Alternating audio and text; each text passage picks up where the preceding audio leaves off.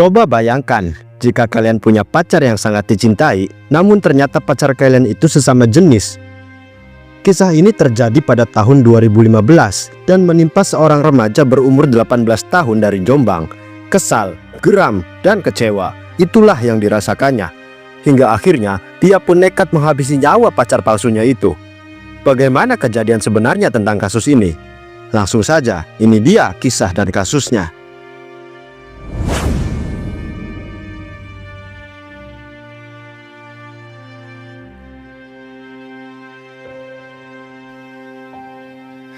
Cantik, bertutur lembut, dan bertubuh indah.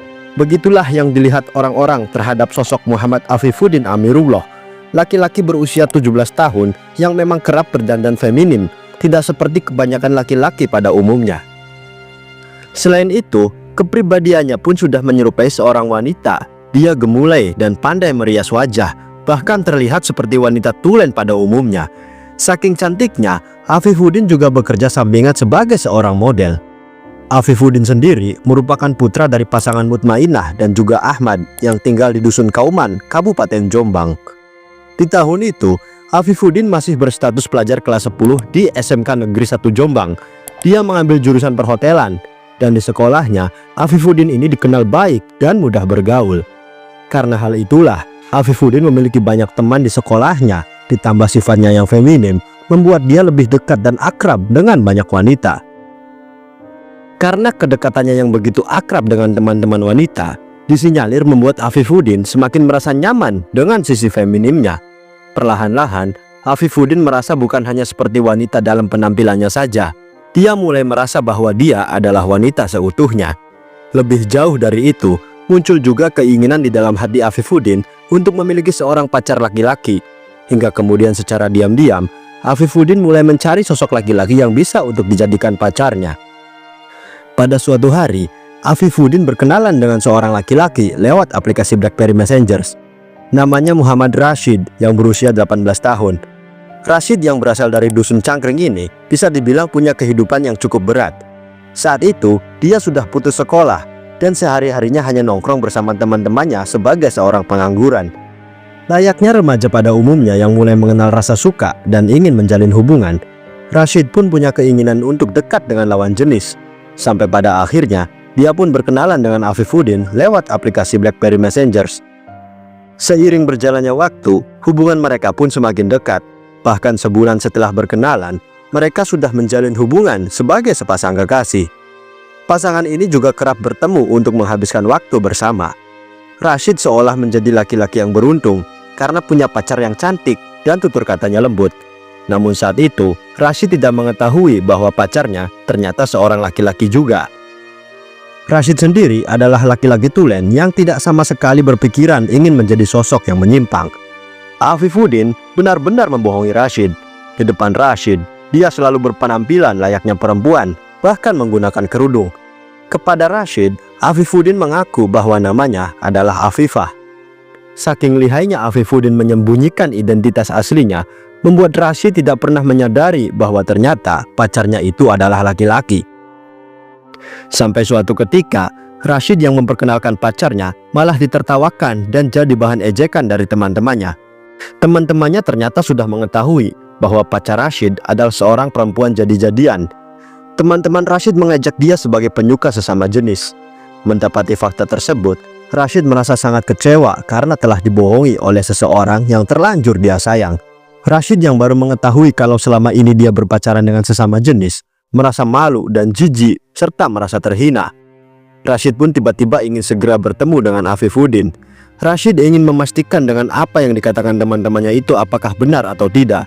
Jika memang benar, Rashid berniat ingin meluapkan seluruh emosinya dan kekecewaannya terhadap Afifuddin. Pada hari Minggu, 12 April 2015, Rashid lalu menghubungi Afifuddin melalui BlackBerry Messengers sekitar pukul 7 malam. Rashid berdalih ingin mengajak Afifuddin keluar untuk berpacaran. Sementara pada saat bersamaan, Afifuddin sendiri sedang nongkrong bersama teman-temannya yang jumlahnya ada sekitar 3 orang di sebuah warung kopi yang berada di depan Stasiun Merdeka, Jombang. Afifuddin yang menerima pesan dari pacarnya dan mengajaknya untuk bertemu pun langsung setuju. Pukul 9 malam, Afifuddin pulang dari warung kopi dengan diantarkan oleh salah satu temannya. Lalu pada pukul 10 malam, Afifuddin langsung berangkat untuk menjemput Rashid dengan menggunakan sepeda motornya.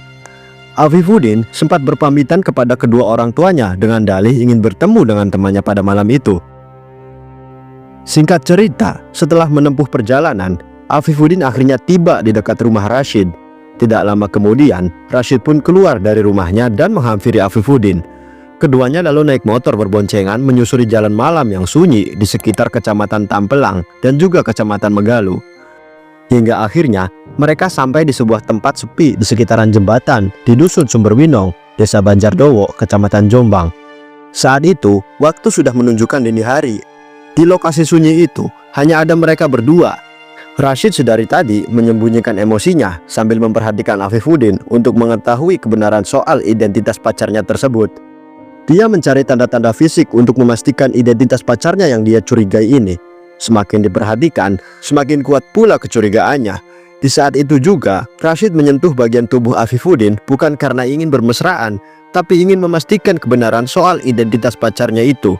Dan benar saja, Rashid akhirnya menyadari bahwa Afifuddin memang seorang laki-laki. Emosinya meledak, perasaan marah dan kecewa serta malu bercampur jadi satu. Mereka pun terlibat di dalam pertengkaran yang besar. Saat itu, Rashid benar-benar tidak dapat menahan emosinya. Dia hendak melakukan tindakan kasar kepada Afifuddin. Afifuddin yang saat itu terpojok lantas teringat bahwa dia menyimpan sebuah pisau lipat di motornya. Afifuddin kemudian mengambil pisau tersebut bukan untuk menyerang. Dia hanya ingin mengancam agar Rashid berhenti bersikap kasar. Tapi Rashid yang sudah terlanjur emosi tidak peduli. Dia malah melawan hingga berhasil merebut pisau tersebut dari tangan Afifuddin lalu menyerangnya. Hingga akhirnya kejadian naas menimpa Afifuddin dan dia kehilangan nyawa di tangan pacarnya itu. Setelah puas melampiaskan emosinya, Rashid berniat untuk segera pergi sebelum ada yang melihat. Namun sebelum pergi, Rashid mengambil barang-barang berharga milik Afifuddin. Selain bisa dijual, dalam benaknya bisa juga untuk menghilangkan barang bukti atas kelakuannya. Dan oleh karena itu, Rashid kemudian membawa sepeda motor jenis Honda Beat berwarna hitam dan ponsel BlackBerry Gemini milik Afifuddin. Rashid juga membawa tanda pengenal milik Afifuddin untuk mengulur waktu penyelidikan jika nantinya jasad Afifuddin ditemukan. Pada pukul 2 dini hari, Rashid saat itu langsung melarikan diri ke rumah temannya yang bernama Wawan di Desa Kepatihan. Di tengah perjalanannya menuju ke rumah Wawan, Rashid berhenti di sebuah sungai untuk membuang pisau lipat yang dia gunakan untuk menghilangkan nyawa Afifuddin tadi. Saat sampai di rumah Wawan, Rashid langsung mengganti pakaiannya yang sudah penuh dengan cairan merah milik Afifuddin tadi dengan pakaian yang bersih. Rashid juga mencuci bekas cairan merah yang berada di motor milik Afifuddin. Saat itu Rashid berdalih bahwa dia baru saja menabrak orang dengan motor tersebut. Sekitar pukul 4 subuh, Rashid kembali ke rumahnya. Lalu tidak lama kemudian dia kembali lagi ke rumah Wawan untuk bersembunyi. Sementara di sisi lain, tidak lama setelah Rashid meninggalkan jasad Afifuddin setelah pukul 2 dini hari, seorang warga berusia 45 tahun bernama Suparjan tengah melintas di area jembatan yang berada di Dusun Sumberwinong, Desa Banjardowo, Kecamatan Jombang. Suparjan ini ingin menjemput anaknya di Megaluh yang baru saja pulang rekreasi dari Jogja. Saat melintasi jembatan, Suparjan sangat kaget karena dia melihat ada mayat tergeletak mengenaskan. Awalnya dia berpikir bahwa itu adalah orang yang terkapar karena mabuk. Namun saat didekati, Suparjan baru menyadari bahwa banyak cairan merah di sekitar tubuhnya. Suparjan yang ketakutan tidak berani berbuat apapun. Dia pun memutuskan untuk melanjutkan perjalanannya saja. Lalu sekitar pukul 4.30 pagi, Suparjan dan anaknya kembali melintasi lokasi kejadian dan kembali melihat mayat itu masih tergeletak di sana. Saat itu Suparjan masih belum berani berbuat apapun, sehingga dia kembali mengabaikannya dan pulang ke rumah. Sesampainya di rumah, Suparjan ternyata terus kepikiran dengan mayat tadi. Lalu sekitar pukul 5:30 pagi, Suparjan mengajak beberapa warga sekitar untuk ke lokasi tadi dan melihat mayat itu. Tapi ternyata di lokasi kejadian sudah ramai dikerubungi oleh warga sekitar. Warga pun langsung melaporkan temuan mayat tadi ke Polsek Jombang. Tim kepolisian Polsek Jombang yang mendapat laporan pun langsung datang ke lokasi kejadian guna melakukan olah TKP. Tim kepolisian pun menyadari jika barang-barang milik korban ternyata sudah raib. Mereka sempat memiliki dugaan jika korban meninggal karena dirampok. Jasad korban pun langsung dibawa ke RSUD Jombang untuk dilakukan penyelidikan lebih lanjut sehingga dapat terjawab penyebab kematian korban sekaligus untuk berupaya mengungkap identitas dari korban. Kabar soal penemuan jasad itu menyebar luas dan sampai ke telinga Mutmainah, ibunya Afifuddin yang di saat itu langsung kepikiran dengan anaknya yang tidak juga kunjung pulang. Mutmainah lalu memutuskan untuk pergi ke RSUD Jombang untuk memastikan apakah mayat itu adalah anaknya yang tidak pulang. Betapa hancur hati Mutmainah saat mengetahui bahwa ternyata mayat tersebut adalah mayat anaknya. Mutmainah tidak bisa berhenti menangis. Dia pun meminta tim kepolisian untuk segera mengungkap siapa pelakunya. Dengan begini, akhirnya tim kepolisian berhasil mengungkap identitas korban. Sejumlah saksi kemudian diperiksa, diantaranya kedua orang tua korban serta beberapa teman korban. Dari pemeriksaan, tim kepolisian mengetahui bahwa korban terakhir kali keluar bersama seseorang yang bernama Rashid. Dan dari sejumlah pemeriksaan yang dilakukan, tim kepolisian menduga jika meninggalnya korban ini ada hubungannya dengan asmara sesama jenis. Kemudian tim kepolisian juga menelusuri rekaman terakhir komunikasi di handphone korban. Dari upaya itu, tim kepolisian mengantongi beberapa nama, salah satunya adalah Rashid. Dugaan terhadap Rashid menjadi semakin kuat, dan oleh sebab itu, tim kepolisian langsung berupaya melacak di mana keberadaan Rashid. Kemudian salah satu warga bernama Robi memberitahukan kepada polisi terkait tempat persembunyian Rashid. Ini bermula ketika kabar penemuan jasad Afifuddin menyebar luas hingga sampai di telinga Rashid. Karena panik, Rashid lalu menitipkan motor rampasannya di rumah Robi. Rashid mengaku bahwa motor tersebut milik temannya yang ditinggal pulang kampung. Robi tidak percaya begitu saja. Dia curiga jika Rashid ada kaitannya dengan penemuan mayat yang tengah ramai diperbincangkan. Karena itulah, Robi memutuskan untuk melapor ke polisi jika di rumahnya ada motor yang dititipkan oleh Rashid. Sementara nama tersebut cocok dengan terduga pelaku yang sedang dicari oleh pihak kepolisian.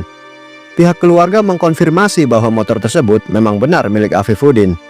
Setelah buron selama 3 hari, Rashid akhirnya berhasil dibekuk di rumah temannya di kawasan Tugu, Kepatihan pada hari Rabu tanggal 15 April 2015. Rashid tidak dapat mengelak dengan berbagai barang bukti yang ada, hingga akhirnya mengakui semua perbuatannya.